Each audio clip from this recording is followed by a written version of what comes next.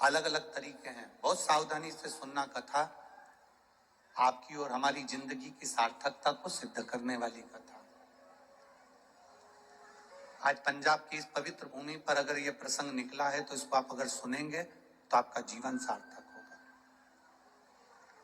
शिव जी को 5 तरह से जल चढ़ाने का तरीका है। जैसे पंचामृत होता है, दूध, दही, शहद, घी, शक्कर, ये सब पंचामृत के अंतर्गत आते हैं। उसी तरह शंकर जी को 5 तरह से जल चढ़ाने का क्रम वर्णित किया गया। आप उसको समझेंगे, बहुत सावधानी से समझिएगा। पहला, जल लेकर आए, सीधे डायरेक्ट शंकर भगवान के शिवलिंग पर चढ़ा दिया। ये प्रथम जल का चढ़ाने का तरीका। दूसरा, जहां से पानी बहकर जाता है, जहां से जल बहकर जा रहा है, उसके ठीक विपरीत जल उत्तर में जा रहा है, आप दक्षिण में खड़े होंगे और दक्षिण में खड़े होकर उत्तर की ओर मुख करेंगे और शिव जी को जल समर्पित करेंगे। ये रोग मुक्ति करने वाला है और हमारे रोग पर हमें विजय प्रदान करने वाला।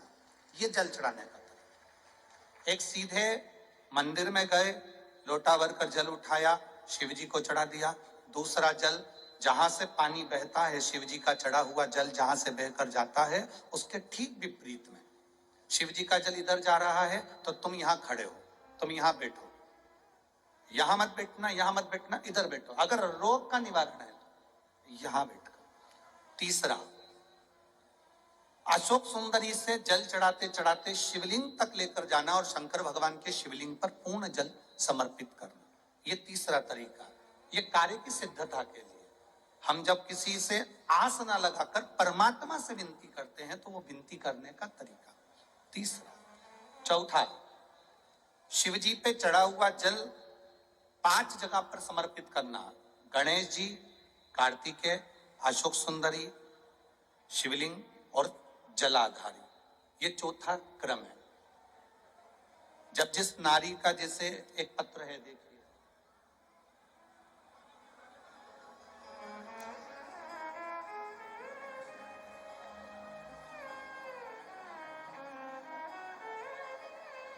मेरा नाम मोनिका है, मेरे पति का नाम संजय सिंह है।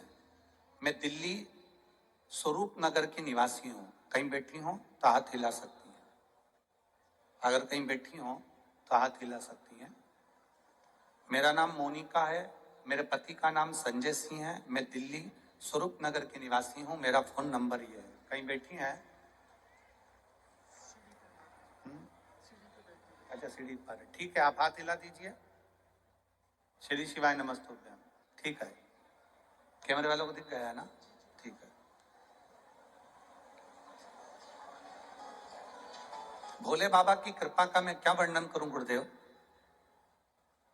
आप जो जल चढ़ाने का तरीका वर्णित करते हो, अगर उसको नियम से धारण करने वाला व्यक्ति होता है तो बाबा सुनता जरूर है। गुरुदेव, 2013 में मेरी शादी हुई, मुझे संतान का सुख नहीं हुआ। 10 साल हो गए, औलाद नहीं हुई। दिल्ली का एक एक हॉस्पिटल जिसको हम दिखा सकते थे, अच्छे से अच्छा डॉक्टर जिससे हम जांच करा सकते थे, उसके अनुसार हमारे को संतान का सुख नहीं था। आयुर्वेदिक डॉक्टर, अंग्रेजी दवाई, होम्योपैथिक सब कराई, आईवीएफ भी कराया तो भी संतान का सुख नहीं आया। आखिरी में डॉक्टर ने कह दिया, इधर उधर मत भटको, तुम्हें संतान नहीं होगी। जिसने जहां कहा हम वहां पर भी गए, गोदी भरवाई, झोली भरवाई, पर संतान नहीं आई। गुरुदेव, मेरे बाबा की कृपा किसको कहते हैं? आपने बेलपत्री के वृक्ष के नीचे जल चढ़ाना, उसमें से जल बचाकर शिव जी को समर्पित करना, सफेद आंकड़े की जड़ का प्रयोग करना, ये बताया था। और मेरे बाबा की कृपा से मेरा गर्भ ठेरा। मेरे बाबा ने मुझे आज 10 साल के बाद औलाद दी है। मैं उसको यहाँ प्रणाम कराने के लिए लेकर आई हूँ, उसको नमन कराने के लिए लाई। बच्चा लाए हैं क्या साथ में? बाबू को लाए हैं क्या? नहीं लाए? ठीक है, मैं प्रणाम करने के लिए लाई हूँ। गुरुदेव, बाबा बाबा है। बैठिए बहन, शिव तत्व है। एक जल चढ़ाने का तरीका, शिव जी को हम जो जल चढ़ाते हैं उसका एक तरीका भी हमारी जिंदगी में अगर हमने उसको स्मरण में रख लिया तो हमारे कार्य की सिद्धता को सिद्ध कर देता है, हमें सफलता की ओर लेकर चले जाता है। सीधे जल चढ़ाना, दक्षिण में बैठकर उत्तर की ओर मुख कर कर जल चढ़ाना, अशोक सुंदरी से लेकर शिवलिंग तक जल चढ़ाना, 5 स्थान पर गणेश, कार्तिकेय, अशोक सुंदरी, जलाधारी, शिवलिंग पर जल चढ़ाना 5 स्थान पर, ये चौथे नंबर का। और 5वां जल समर्पित करना,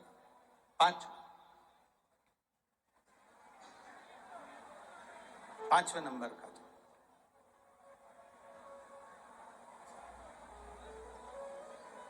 शिव जी को 5म नंबर का जो जल आता है, जो जलाधारी है, ऊपर जिसमें पानी भरा रहता है और नीचे एक एक बूंद टपकता रहता है, जलाधारी में जल समर्पित कर कर उसी जल को बचाकर अशोक सुंदरी वाली जगह पर थोड़ा सा चढ़ाकर उसी में से जल शिवलिंग पर जब हम समर्पित करते हैं तो हम जिस कार्य के लिए जा रहे हैं वो कार्य सफल होता है।